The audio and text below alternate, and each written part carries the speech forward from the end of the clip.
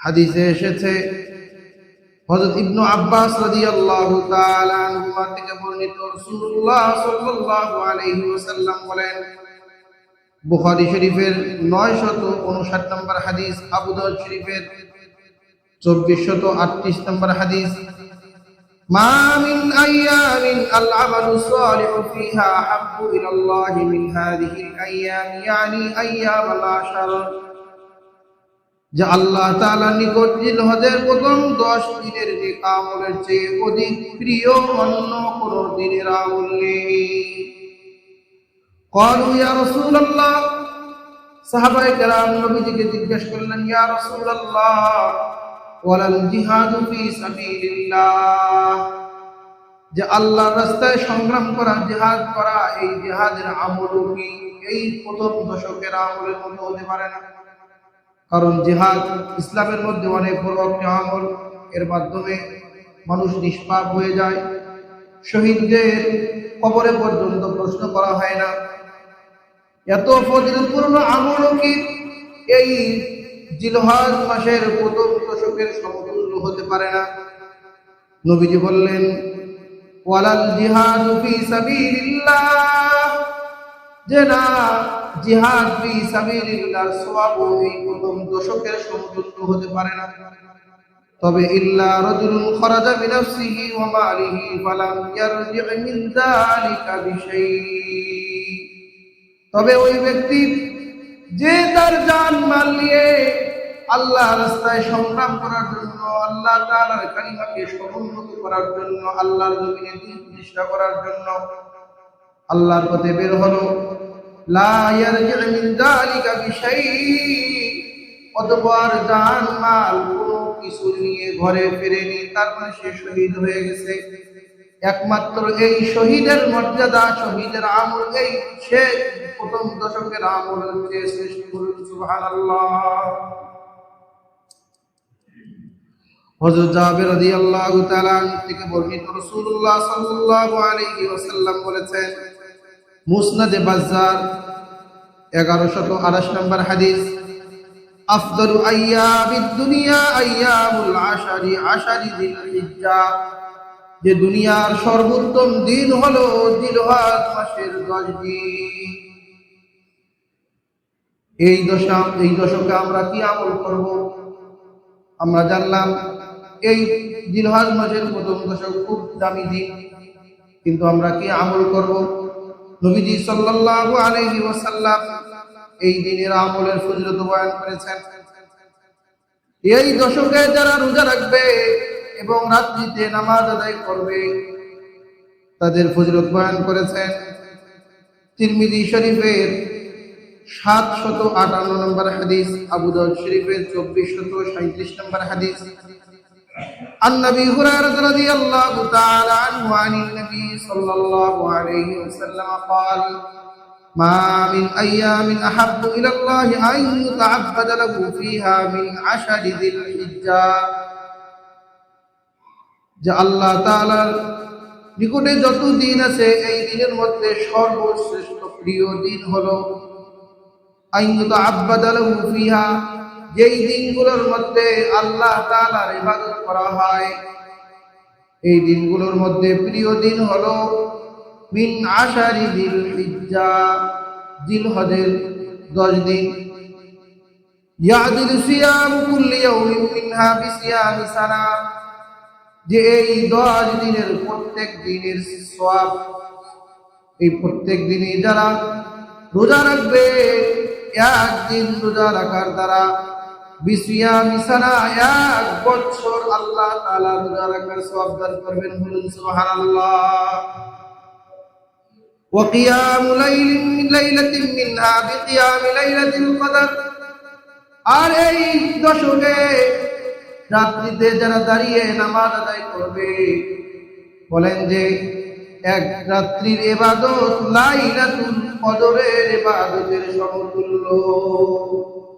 যে কেউ যদি লাইলাতুল কদর পেয়ে যায়, যেই লাইলাতুল কদর 1000 মাস থেকে শ্রেষ্ঠ, এই প্রথম জিলহজ মাসের প্রথম দশকের প্রত্যেকটা রাত্রি 1000 মাস থেকে শ্রেষ্ঠ। বলুন সুবহানাল্লাহ।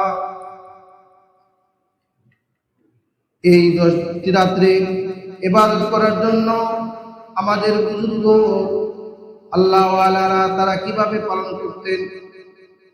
প্রখ্যাত তাবী সাঈদ ইবনে জুবায়ের রাহমাতুল্লাহি আলাইহি বলেন, লাতাইফুল মাআরিফ 263 নম্বর পৃষ্ঠায় এসেছে, লা তুতিউ সুরুজাকুম লায়ালিল আশর, যে তোমরা 10 রাত্রিতে তোমাদের ঘরের বাতি সমূহ নিভিয়ে ফেলো না। তাদের আমল ছিল যে রাত্রিতে সারা রাত বাতি জ্বলা থাকবে, তার মানে রাত্রিতে দাঁড়িয়ে দাঁড়িয়ে ইবাদত করবে। আর বাতি নিবানো মানেই তো ঘুমের পরিবেশ কি করা, কায়েম করা, অর্থাৎ ঘুমিয়ে পড়ো না। হাদিসের হাফেজ ইবনু আসাকির রাহমাতুল্লাহি আলাইহি রমজানের শেষ দশকে এবং জিলহজ মাসের প্রথম দশকে অধিক ইবাদত করার উদ্দেশ্যে মসজিদে ইতিকাফ করতেন। সুবহানাল্লাহ। তাজকিরাতুল হুফাজের 4 নম্বর খণ্ড 1332 নম্বর পৃষ্ঠা। আমরা এতটুকু জানি যে শেষ দশকে লাইলাতুল কদর পাওয়ার জন্য মানুষ কি করে, ইতিকাফ করে। কিন্তু এই জিলহজ মাসের প্রথম দশকও যেহেতু লাইলাতুল, প্রত্যেক রাত্রি কি লাইলাতুল কদরের সমতুল্য, এত দামি ইবাদত পাওয়ার জন্য সেখানে এক রাত্রিতে খোঁজার জন্য 10 রাত্রি কি করতে হয়, অপেক্ষা করতে হয়।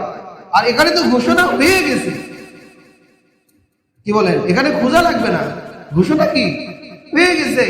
তার মানে এই সময় যদি ইতিকাফ করে তাহলে তো অবশ্যই আল্লাহ তাকে সওয়াব দিয়ে দিবে। এই জন্য এই আল্লাহ ওয়ালারা রমজানের সেই দশকে যেরকম ইতিকাফ করতেন, এই জিলহজ মাসের প্রথম দশকেও কি করতেন, ইতিকাফ করতেন। সুবহানাল্লাহ। কি পরিমাণ তারা এই আমলগুলোকে গুরুত্ব দিতেন। এজন্য আমরা চেষ্টা করব, আমরা ইতিকাফ করতে না পারি, কমপক্ষে বাড়িতে হোক মসজিদে হোক প্রত্যেক রাত্রিতে, অন্য সময় যদি 4 রাকাত তাহাজ্জুদ করি তাহলে এই সময়গুলোতে কমপক্ষে 8 রাকাত করব, ইবাদত বাড়িয়ে দিই। এই শেষ দশকের প্রত্যেক দিন এবং রাত্রি তো আলাদা আলাদা কি ফজিলত বয়ান করা হয়েছে। তার মাঝে বিশেষ করে যে 9 জিলহজ ইয়াউমুল আরাফা, আরাফার দিনের আলাদা বৈশিষ্ট্য আছে। এ সম্পর্কে মুসলিম শরীফে এবং ইবনে মাজাহ শরীফ আরো বিভিন্ন কিতাবে হাদিস এসেছে। মুসলিম শরীফের 2636 নম্বর হাদিস, ইবনে মাজাহ শরীফের 1730 নম্বর হাদিস। عن نبي قتادة رضي الله تعالى عنه أن النبي صلى الله عليه وسلم قال صيام يوم عرفة إني أحتسب على الله أن يكفر السنة التي قبل والسنة التي بعدها।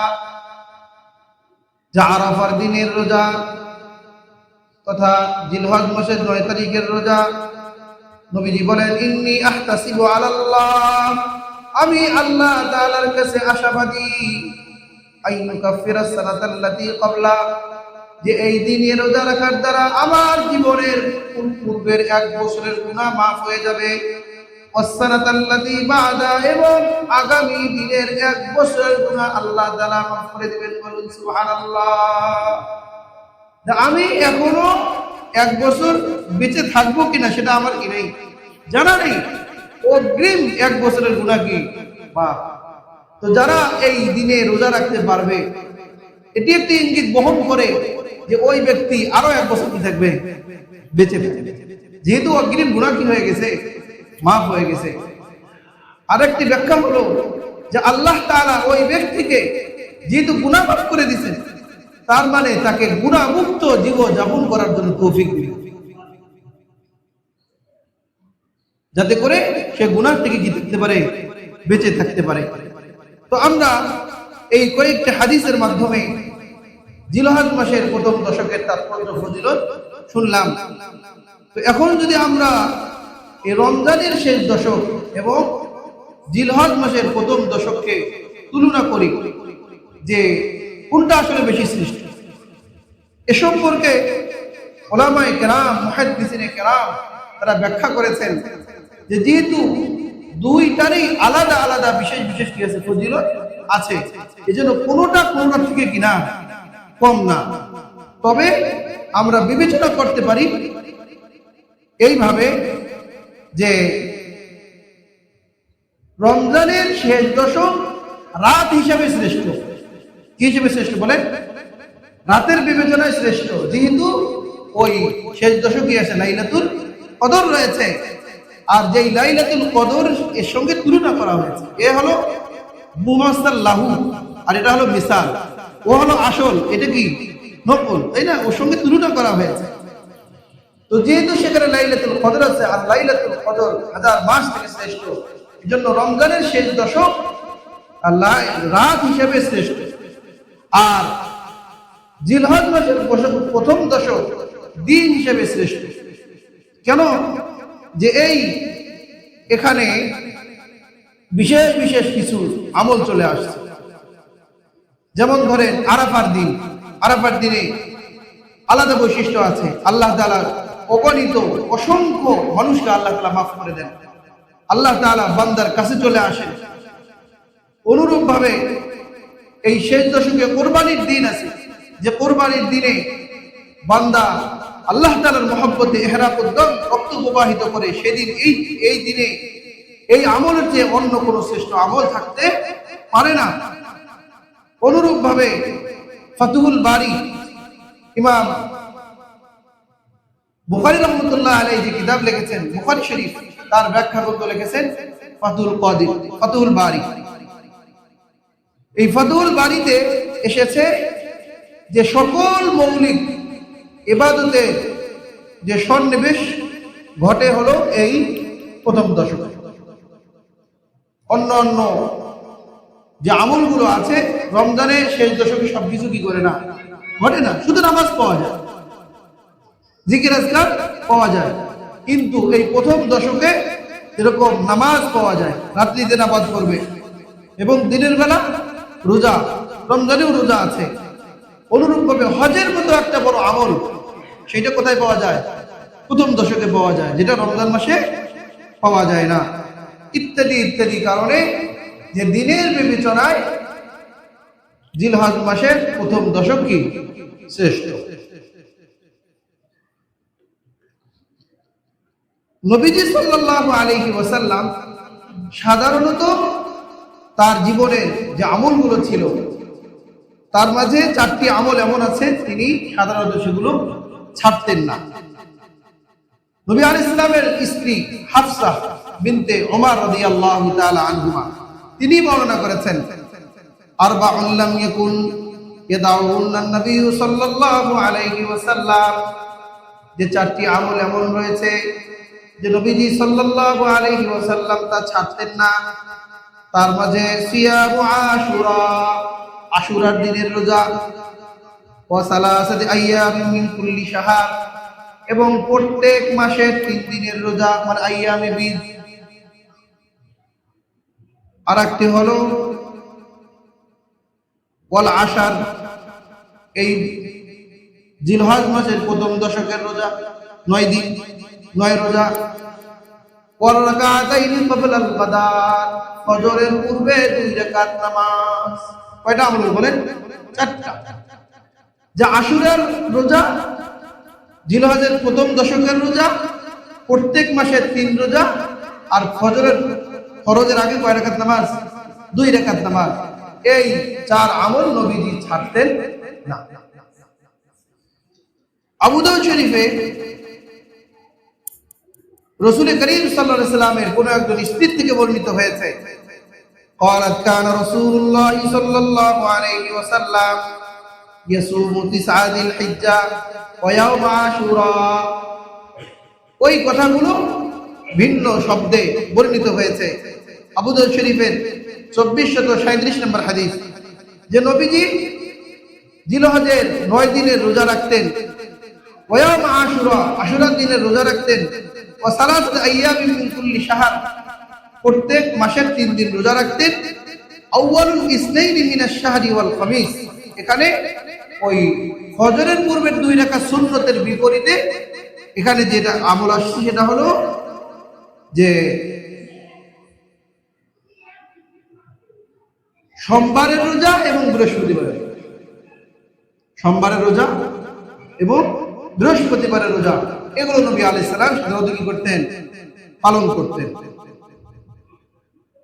হাফসা রাদিয়াল্লাহু থেকে আরেকটি বর্ণিত হয়েছে একই ধরনের কথা, যেটা আবু দাউদ শরীফে আসছে 2451 নম্বর হাদিসে, যে তিনি প্রত্যেক মাসে 3 দিন রোজা রাখতেন, সোমবার এবং বৃহস্পতিবার রোজা রাখতেন, এবং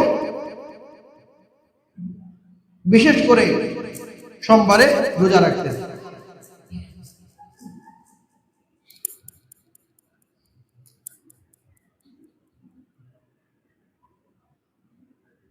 এই দশকে যে আমরা আমল করব, কি আমল করব? এক তো আমরা পাইলাম যে দিনের বেলা রোজা রাখবো, সেই রোজার সওয়াব কি? 1 বছর রোজা রাখার সওয়াব। রাত্রি বেলা দাঁড়িয়ে নামাজ পড়ব, তো সেই নামাজের আমল হলো লাইলাতুল কদরের সমতুল্য। এখন নবী আলাইহিস সালাম আর কিছু এই নামাজ এবং রোজা ছাড়াও বাড়তি কিছু আমল শেখাচ্ছেন। মুসনাদ আহমদে এসেছে এবং মুসান্নিফ ইবনে আবি শাইবা সেখানে এসেছে, আলী ইবনে উমর রাদিয়াল্লাহু তাআলা আনহু আনিন নবী সাল্লাল্লাহু আলাইহি ওয়াসাল্লাম قال ما من ايام اعظم عند الله ولا احب اليه العمل فيهن من هذه الايام العشر। আল্লাহ তাআলা নিকটে কোন দিনের নেক আমল এই 10 দিনের নেক আমলের চেয়ে অধিক প্রিয় এবং গুরুত্বপূর্ণ নয়। নবীজি বলেন ফাকসিরু ফীহিন্না মিনাত তাহলিল ওয়াত তাকবীর, সুতরাং তোমরা বেশি বেশি এই দিনগুলোতে তাকবীর এবং তাহমিদ এবং তাহলিল পাঠ করো। তাহলে নামাজ রোজা ছাড়াও চলতে ফিরতে উঠতে বসতে সব সময় যেন আমরা বেশি থেকে কি করি? তাসবিহ, তাহমিদ, তাহলিল, মানে সুবহানাল্লাহ, আলহামদুলিল্লাহ, লা ইলাহা ইল্লাল্লাহ, আল্লাহু আকবার। আর আল্লাহ তাআলাও বলেছেন উযকুরুল্লাহ ফি আইয়ামিন মা'দুদাত, বিশেষ করে হজের দিনগুলোতে নির্দিষ্ট দিনে উযকুরুল্লাহ, তোমরা বেশি পরিমাণে আল্লাহ তাআলার কি করো? স্মরণ করো, আল্লাহ তাআলার জিকির করো। নবী আলাইহিস সালাম যখন সাহাবায়ে কেরামদেরকে এই বাণী শোনালেন, তো সাহাবায়ে কেরাম মানে তো সামিনা ওয়া আতানা, শুনলাম এবং কি মানলাম। তো কত সাহাবায়ে কেরাম আমরা করতেন কি? এই আমলের দাওয়াত দিতেন মানুষকে। একটা নিজে আমল করবে, আর একটা মানুষকে কি দাওয়াত দেওয়া। এখন মানুষ পাওয়া যাবে কোথায়? ওই যে বাজার ঘাটে। এজন্য ইমাম বুখারী রাহমাতুল্লাহ আলাইহি তার কিতাবে সনদবিহীন তালিকান উল্লেখ করেছেন যে ইবনু উমর এবং আবু হুরায়রা দুই সাহাবীর আমল বর্ণনা করেছেন। وكان ابن عمر وابو هريره رضي الله تعالى عنهما يخرجان الى السوق, যে তারা বাজারে বের হতেন ফি আইয়ামিল আশার, এই রমজানের প্রথম দশকে, প্রত্যেক দিন তারা বাজারে বের হতেন। আর কি করতেন? ইউকাব্বিরানি ওয়া ইউকাব্বিরুন নাসু বিতাকবীরিহিমা, যে তারা বাজারে বের হয়ে জোরে জোরে তাকবীর পাঠ করতেন। ইউকাব্বিরান, আল্লাহু আকবার, আল্লাহু আকবার। তো এদের আল্লাহু আকবার, আল্লাহু আকবার শুনে ইউকাব্বিরুন নাস বিতাকবীরিহিমা, এদের তাকবীর বলার সাথে সাথে লোকেরাও তাকবীর পাঠ করতেছে। সুবহানাল্লাহ। তাহলে নিজেও আমল করতেছে এবং অন্যকে আমল কি দিচ্ছে? দাওয়াত দিচ্ছে।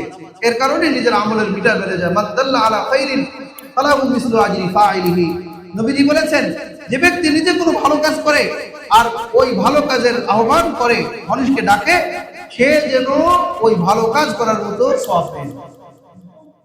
তাহলে আমি নিজেও তাকবীর পাঠ করব, আর একজন মানুষ আমার তাকবীর শোনা থেকে তাকবীর পাঠ করবে, তাহলে আমি কি পাইলাম বলেন? ডাবল সওয়াব। ওটা তো সে যদি আরেকজনকে দাওয়াত দেয়, তাহলে সে পড়ার সওয়াব এবং দাওয়াত দেওয়ার সওয়াব দুইটাই আমি পেয়ে যাব। এজন্য আমরা বেশি থেকে বেশি কি করব বলেন? বেশি তাকবীর তাহলিল পাঠ করব।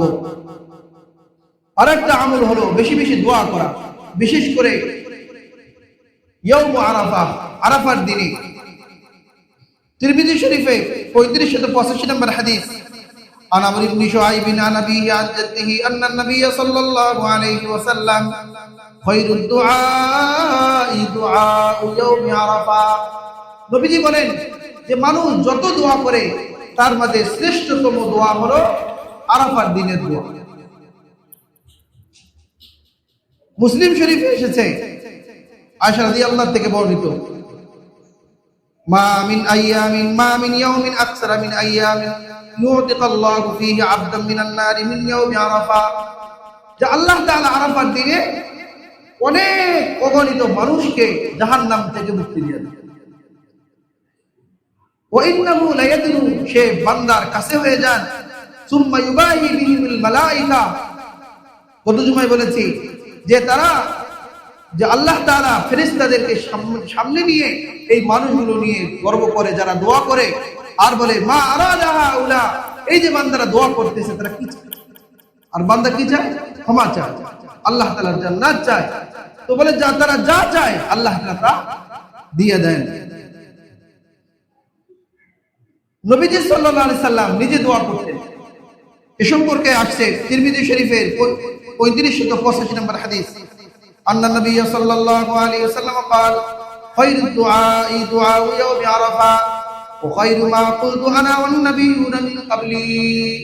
নবীজি বলেন যে শ্রেষ্ঠ দোয়া হলো আরাফার দিনের দোয়া, এবং দোয়ার মধ্যে ওই বাণীগুলো, ওই চাওয়াগুলো শ্রেষ্ঠ যেগুলো আনা ওয়ান নাবিয়ুন মিন ক্বাবলি, আমি যেই কালিমাগুলো দোয়া করি এবং আমার পূর্ববর্তী নবীরা যেই কালিমাগুলো বলে কি করত? দোয়া করত। দোয়া করতে মানে বলতো, আল্লাহ তাআলার তাসবিহ পাঠ করত। সেটা হলো লা ইলাহা ইল্লাল্লাহ ওয়াহদাহু লা শারীকা লাহু লাহুল মুলকু ওয়া লাহুল হামদু ওয়া হুয়া আলা কুল্লি শাইইন কাদির। তো এই তাসবিহ তাহলিল এটা তো সবার কম বেশি কি আছে, মুখস্থ আছে। তো ইতিপূর্বে নবী আলাইহিস সালাম বলেন যে তোমরা বেশি থেকে তাকবীর, তাহলিল, তাহমিদ পাঠ করো। তো তার সাথে আমরা এগুলো যদি যোগ করি তো এখানে সবকিছু আছে, তাকবীরও আছে, তাহমিদও আছে, তাহলিলও আছে। তো আমরা এই তাসবিহটা পাঠ করতে পারি, লা ইলাহা ইল্লাল্লাহ ওয়াহদাহু লা শারীকা লাহু লাহুল মুলকু ওয়া লাহুল হামদ ওয়া হুয়া আলা কুল্লি শাইইন কাদির। এভাবে করে আমরা জিকির আজকার করব। এই জিলহজ মাসে বিশেষ করে আর কিছু আমল হলো যে 9 জিলহজ থেকে নিয়ে 13 জিলহজ পর্যন্ত তাকবীর আর তাশরিক পাঠ করা।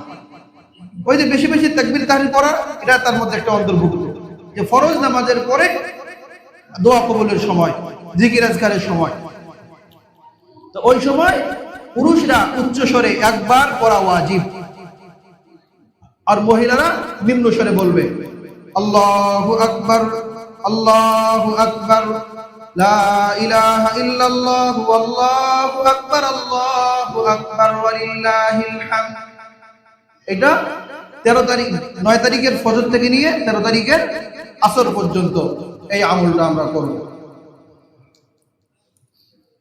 এটি যেহেতু এখনো জিলহজ মাসের চাঁদ ওঠে নেই, সামনে উঠবে, তো জিলহজ মাসের চাঁদ ওঠার আগেই কিছু জরুরি কাজ আছে, যদি প্রয়োজন হয় সেগুলো করা, যাতে করে এই জিলহজ মাসের প্রথম দশকে বিশেষ কিছু কাজ আছে আর এগুলোর কারণে বিশেষ ফজিলত আছে, যাতে করে আমরা অর্জন করতে পারি। এজন্য নবী আলাইহিস সালাম আগেই এগুলি বয়ান করে দিতেন, সময় আসার আগেই। এখানে দুই শ্রেণীর মানুষের কথা। এখনো যারা আমরা কোরবানি করব, কোরবানি করে সামর্থ্য আছে তারাও এই আমলটা করব, যাদের কোরবানি করার সামর্থ্য নেই তারাও এই আমলটা করব। দুই ব্যক্তি সম্পর্কে দুইটা হাদিস বর্ণিত হয়েছে। তো যারা কোরবানি করার সামর্থ্যবান তাদের সম্পর্কে প্রথমে বলতেছি যে আবু দাউদ শরীফের 2789 নম্বর হাদিস, মুসনাদে আহমদের 7595 নম্বর হাদিস, عن عبد الله بن عمرو بن العاص رضي الله تعالى عنه أن النبي صلى الله عليه وسلم قال أمرت بيوم الأضحى عيدا جعله الله عز وجل لهذه الأمة। নবীজি এই সাহাবীকে বললেন উমিরতু বিয়াউমিল আযহা, যে আল্লাহ তাআলা পক্ষ থেকে আমি এই ঈদুল আযহার দিনে আদিষ্ট হয়েছে। যে আল্লাহ তাআলা এই ঈদুল আজহার দিনকে আমাদের এই উম্মতের জন্য ঈদ উৎসবের দিন হিসেবে নির্ধারণ করেছেন। জাআলাহুল্লাহু আযজা ওয়া জাল্লা লিহাযিহিল উম্মাহ, আর এই ঈদের দিনটা এই উম্মতে মুহাম্মাদের জন্য কি করেছেন? উৎসবের দিন বানিয়েছেন। তো যখন এটি বললেন তখন উনি বুঝে ফেলছে যে যেহেতু ঈদ হিসেবে আল্লাহ তাআলা আমাকে দিয়েছেন, নবীজি বললেন, তার মানে কুরবানি করতে হবে। তো ওই সাহাবীর কাছে নিজস্ব কোনো পশু ছিল না, কি করবে? কুরবানি করবে। এজন্য তিনি বললেন, ক্বালা রাজুলু আরাআইতা ইল্লাম আজিদ ইল্লা মানি হাতা উনসা আফাউযহি বিহা, যে আল্লাহর রাসূল, যে আমার তো নিজস্ব কোনো পশু নাই, বরং অন্যের দেয়া, অনেকের বর্গা দেয় না, প্রতিপালন করে, তো অন্যের বর্গা দেয়া একটা মানিহা, বাচ্চাওয়ালা উট কিংবা গরু, তো এরকম একটা পশু আছে, আমি কি এটাই কোরবানি দিয়ে দিব? মানে ফজিলত পাওয়ার জন্য আল্লাহ নবীর থেকে অনুমতি চাইতেছে, আমার কাছে যেহেতু এইটা আছে, আমি কি এটাই কোরবানি দিয়ে দিব? নবীজি বললেন, না, তুমি এইটা কি দিবে না, কোরবানি দিবে না, কারণ এই পশু কার না? তোমার না। যেহেতু তোমার সামর্থ্য নেই, তাহলে কি করবে? ওয়ালাকিন তাখুযু মিন শারিকা ওয়া আযফারিকা ওয়া তাকুসসু শারিবাকা ওয়া তাহলিকু আনাতাকা ফাতিলকা তামামু উযহিয়াতিকা ইনদাল্লাহি আযজা ওয়া জাল্লা। নবীজি বললেন যে তুমি কয়েকটা কাজ করো এই কয়দিনে, জিলহজ মাসের চাঁদ ওঠার থেকে নিয়ে কোরবানির দিন পর্যন্ত। তাখুযু মিন শারিক, তোমার চুল গুলো কাটবে, ওয়া আযফারিক, তোমার নখ কাটবে, এবং তোমার মোষ কাটবে, এবং তোমার বগলের পশম, অযাচিত পশম, সেগুলি কাটবে। মানুষ যখন কোরবানি করবে, মানুষ যখন কোরবানি করতেছে, তুমি এইভাবে কি করবে? কোরবানি করবে। যে ফাতিল মা তামামু উযহিয়াতিকা ইনদাল্লাহি আযজা ওয়া জাল্লা, যে আল্লাহ তাআলার নিকটে তোমার এই কর্মগুলোই একটা পরিপূর্ণ কোরবানি রূপেই বিবেচিত হবে। বলেন সুবহান। তাহলে আমাদের যাদের কোরবানি করে সামর্থ্য নেই, আমরা এই আমলগুলো করব, যে জিলহজের চাঁদ উঠার আগেই আমাদের গরু কার্য যা করার করে নিব। এই 10 দিনে আর কি করব না? নখ কাটবো না, পশম কাটবো না, অযাচিত পশম কাটবো না, চুল কাটবো না। এখন বলবো যে ঈদ আসতেছে, সেখানে ঈদের নামাজ পড়তে যাব, ভালো করে দাড়ি মোছ না কামাইয়া গেলে কি আর ঈদটা সামনে? যে আমরা কি বলবো, জুমার নামাজ পড়তে আসতেছি ভালো করে ক্লিন শেভ করে, ফাসেক হয়ে, বলেন কি হয়ে? ফাসেক। এগুলি বললে অনেকে মানে দুঃখ লাগবে, কিন্তু আপনি যে প্রত্যেকদিন আল্লাহ নবীকে দুঃখ দিচ্ছেন, সুন্নতকে জবাই করতেছেন, আপনার শুনতে যদি খারাপ লাগে, আপনার দেখতে তো আমার খারাপ লাগে। আমাদের এক বুজুর্গ ছিল, আবরাউল হরদুবি রহমাতুল্লাহ, অনেক বড় আল্লাহ ওয়ালা মানুষ ছিলেন। উনি ছোট থেকেই বুজুর্গ ছিলেন। ওনার সম্পর্কে বর্ণিত আছে যে ছোটকালে তিনি এত সুন্দর করে নামাজ আদায় করতেন, তার নামাজের কাইফিয়ত দেখেই হিন্দু মুসলমান হয়ে গেছে। এত সুন্নতের মুজাসসাম ছিলেন, হাজারো আলেম ওলামার পীর। তার একটা স্বভাব ছিল যে তিনি এই দাড়ি ছাড়া মানুষ দেখতে পারতেন। ওনার মজলিসে যদি বসতো, তো যারা এরকম থাকতো বলতো, ভাই মেহেরবানি করে আপনি পিছনে বসেন, সামনে বসিয়ে দেন। মানে এরকম সুন্নতের খেলাফ মানুষ দেখলে তার মানে মেজাজই ঠিক থাকে। হতে পারে, এটা অস্বাভাবিক কিছু না। আমরা যেরকম অসামাজিক গরিহিত কাজ দেখলে নিজেকে ঠিক রাখতে পারি না, তো ওরকম সুন্নতের খেলাফ কাজ দেখলে তারা কি করতে পারতো না? এজন্য যে আমরা মুসলিম, আমাদের আদর্শ এটা, আমাদের বৈশিষ্ট্য এটা, এটার মধ্যে আমাদের সফলতা কামিয়ে। আমি ইন্তেকাল করব, কবরে চলে যাব, আমার চেহারাটা যদি নবীর চেহারার মতো না হয়, আমার স্ট্রাকচারটা যদি নবীর দেহের মতো না হয়, তাহলে আমি কিভাবে নবীর উম্মত হিসেবে দাবি করব? রাখার সময় তো ঠিকই বলতেছে, বিসমিল্লাহি ওয়া আলা মিল্লাতি রাসূলিল্লাহ, রাসূলের মিল্লাত, রাসূলের ধর্ম, রাসূলের আদর্শের উপরে রাখি আসলাম, কিন্তু সারা জীবন রাসূলের আদর্শে কি চলছে? উল্টো চলছে। এজন্য যে এই 10 দিন যখন বড় হয়ে যাবে, আমি মনে করি, আশা করি আমরা এখন থেকে কি দিব? ছেড়ে দিব। তো এটা কেন? যাদের কোরবানি করার সামর্থ্য নেই তাদের জন্য। আরেকটা হলো যাদের কোরবানি করে সামর্থ্য আছে। উম্মে সালমা রাদিয়াল্লাহু তাআলা আনহা থেকে বর্ণিত, নবীজি বলেছেন যে মান রাআ হিলাল যিল হিজ্জাহ, যে ব্যক্তি জিলহজ মাসের চাঁদ দেখে, ওয়া আরাদা আন ইউদাহিয়া, এবং সে কুরবানি করতে ইচ্ছুক, মানে কুরবানি করবে, তার মানে তার কুরবানি করার কি আছে, সামর্থ্য আছে। ফালা ইয়াখুযান্না মিন শারিহি ওয়ালা মিন আসফারিহি, তিরমিজি আবু দাউদে বর্ণিত, যে সে তার কাজ হলো সে নখ চুল পশম এগুলো কাটবে না, কাটবে না। তাহলে কিয়ামত পর্যন্ত কাটবে না, ওই যে কুরবানির দিনে ঈদের নামাজ পড়ে এসে তারপরে কাটবে, এই কয়দিনই এগুলো কাটবে না। এখানে কিন্তু এর ফজিলত বয়ান করা হয়নি। তাহলে দেখেন, যারা কুরবানি করব তাদের জন্য এটা ওয়াজিব পর্যায়ের হয়ে গেছে। এখানে কোনো ফজিলত বয়ান করছে যে তারা যদি রাখে তাহলে তাদের জন্য একটা কুরবানির সওয়াব হবে? কুরবানির সওয়াব তাকে দেওয়া হলো যার কি নাই, কুরবানি নেই। কিন্তু আশা করি যেহেতু ওই আমলের সাথে এটার কি আছে, সাদৃশ্য আছে, আল্লাহ তাআলা চাহে বাড়তি একটা কুরবানির সওয়াব তাকে দিয়ে দিবেন।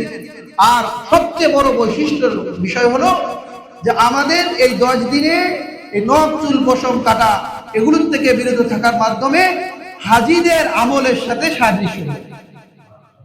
কারণ হাজীদের জন্য যখন তারা ইহরাম করে, ইহরাম করা অবস্থায় নখ চুল পশম কাটা এগুলো নিষেধ, সুগন্ধি ব্যবহার করা নিষেধ। তো আমরা সুগন্ধি ব্যবহার করব, কিন্তু এই নখ চুল পশম কাটার বিবেচনায়, চুল কাটার বিবেচনায় তাদের সাথে সাদৃশ্য অবলম্বন করব, হাজীদের সাথে সাদৃশ্য অবলম্বন করব। নবী আলাইহিস সালাম মূলত তাদের সাথে আমল সাদৃশ্য হওয়ার জন্যই এই কথাটা বলেছেন। আল্লাহ তাআলা আমাদের সকলকে আমল করার তৌফিক দান করেন। আমরা নিজেরাও আমল করব, আমাদের সন্তানদেরকেও